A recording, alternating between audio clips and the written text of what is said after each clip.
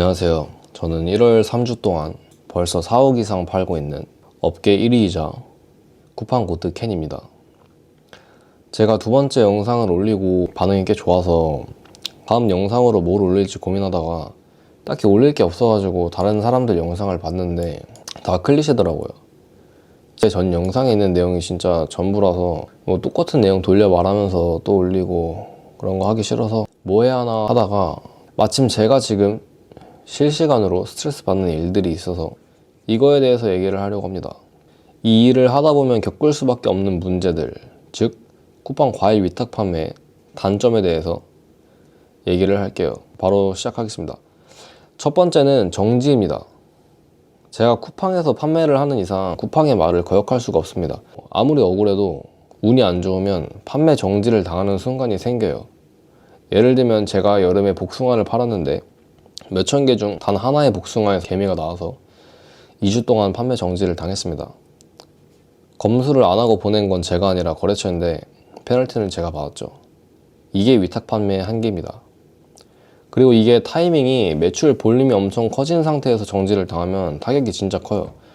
기껏 소싱해서 상품 등록하고 가구매 리뷰 작업하고 근데 운 좋게 마침 초반부터 상품이 잘 돼서 하루에 몇백만 원씩 벌 수 있는 타이밍이 왔는데 여기서 정지를 당한다고 생각해봐요. 스트레스 존나 받습니다. 지금 제가 그래요. 제가 판 귤이 택배기사가 박스 던져가지고 파손이 됐어요. 배송 중에 한 150개, 200개 정도 파손이 돼서 본캐가 2주 동안 정지를 당했는데 제가 1000개, 2000개도 아니고 10,000개를 넘게 팔았는데 솔직히 이 정도면 그냥 넘어가 줄만 한데 그냥 바로 정지시키더라고요. 그래서 다른 계정으로 처음부터 다시 상품 올리고 리뷰 작업해서 팔고 있습니다. 이게 상품 소싱할 때 좀 물렁물렁하고 충격이 약할 것 같은 상품들은 항상 마음의 준비를 하고 있어야 돼요. 언제 어떤 이슈가 생길지 모릅니다. 그리고 가격 경쟁력에서 이기겠다고 상품에 너무 싼 옵션을 팔면 이건 거의 7, 80% 나중에 품질 이슈로 노출 정지 먹습니다. 그래도 이런 옵션들이 확실히 잘 팔리긴 해서 초반에는 해도 되는데 너무 정지 당하는 빈도수가 잦고 누적되면 나중에 영정 먹을 수도 있으니까 알아서 잘 판단해서 하셔야 됩니다. 아무튼 이런 부분들이 저희 입장에서 컨트롤할 수 있는 부분이 아니다 보니까 가끔 억울하게 피해를 보는 상황이 생길 수가 있습니다. 이거는 위탁 판매하는 입장으로서는 어쩔 수가 없어요. 그래서 무조건 계정 2개를 쓰셔야 합니다. 그리고 두 번째는 정산입니다. 정산이 느려요. 이게 셀러원래 빠른 정산 서비스를 쓰는데도 다른 핀테크 서비스에 비하면 느립니다. 이게 구매 확정을 기준으로 다음날 정산을 해주는데 거의 모든 사람들이 배송받고 구매 확정을 안 눌러요. 저도 눌러본 적이 없습니다. 어떻게 생겼는지 본 적도 없고요. 그럼 구매 확정이 7일 뒤에 자동으로 되거든요. 그래서 아무리 빨라야 오늘 매출이 8일 뒤에 통장으로 들어옵니다. 배송 지연이 되면 지연된 날짜만큼 더 늦게 들어오는 거고요. 근데 그러면은 되게 빠른 거 아니냐고 생각할 수도 있는데 쿠팡 특성상 매출이 짧은 시간에 폭발적으로 나오기 때문에 어느 정도 레벨이 되면 현금 흐름이 막히는 경우가 무조건 생겨요. 이미 매출은 발생했고 수익이 보장된 상태에서 돈을 넣기만 하면 돈을 버는 상황인데 그걸 눈앞에서 놓치는 순간이 많이 올 겁니다. 그래서 돈이 없어도 할 수 있는 사업이 절대 아니에요. 최소한 기본적인 시스템이라도 익히려면 적어도 1000만 원 이상은 있어야 합니다. 저도 1월 첫 주에 일주일 동안 1억 7천 팔았는데 이거 2억 넘을 수 있었습니다. 근데 돈이 없어서 판매량 조절하느라 여기서 멈췄어요. 그래서 정산 들어올 때까지 조절하다가 며칠 전에 다 들어왔는데 바로 다시 빠져나갔습니다. 제가 다른 계정으로 2억 팔았거든요.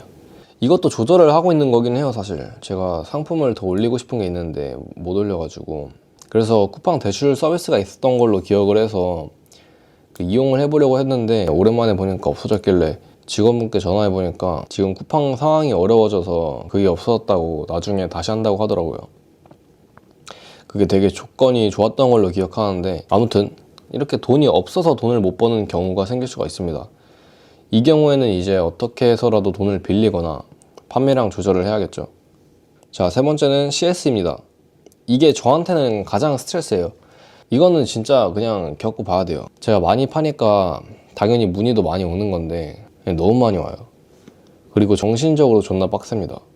그냥 악플 읽기 챌린지 매일 한다고 생각하면 돼요. 연예인들 악플 받는 거 간접 체험 가능합니다. 이걸로 쿠팡 하는 사람들 업체가 직접 하는 거 말고 그 직원 안 쓰고 저처럼 개인 셀러가 노트북 하나로 플레이하는 사람 중 한 2억 넘기는 사람들은 그냥 악마랑 계약한 겁니다. 그거 말고는 설명이 안 돼요.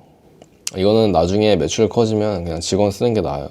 제가 문의를 진짜 빨리 하거든요. 상황별로 대응 멘트 그 메모장에 정리해두고 복붙만 하면 되긴 하는데 근데 모르겠어요. 그냥 존나 스트레스 받아요.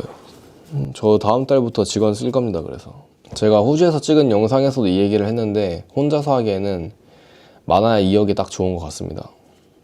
그리고 12월 22일인가 이후로 그 신선식품 반품 된다는 거 관련해서 질문이 많던데 이게 제가 이번 달 본 계정 판매량이거든요. 근데 이 중에 반품이 된 건 이 정도예요. 2% 조금 안 됩니다. 거의 없는 거죠, 이건. 저는 막 한 10% 이렇게 나올 줄 알았는데 저도 사실 이 부분에 대해서 그 당시에 우려가 좀 있었는데 오히려 돈만 더 벌고 이제 타격은 없습니다. 아무튼 이렇게 이 일을 하다 보면 나중에 무조건 겪을 수밖에 없는 상황들에 대해서 정리를 해봤는데 사실 이게 다 장점이긴 해요.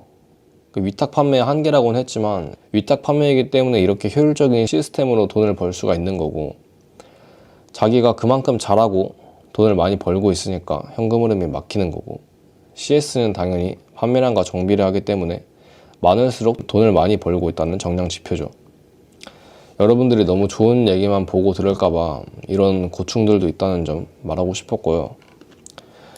일단 오늘은 여기서 마무리를 하고 저는 가보겠습니다.